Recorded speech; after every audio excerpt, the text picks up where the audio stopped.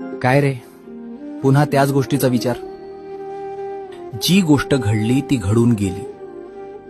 जी गोष्ट तुझ्या भविष्यात कामाची सुद्धा नाहीये, तिचा विचार करून स्वतःचा आज का जाळतोयस? अरे वेड्या, त्रास त्या परिस्थितीचा नाहीये. त्रास हा आहे की तू त्या गोष्टीला पकडून ठेवल्यास. ती गोष्ट सोडून दे.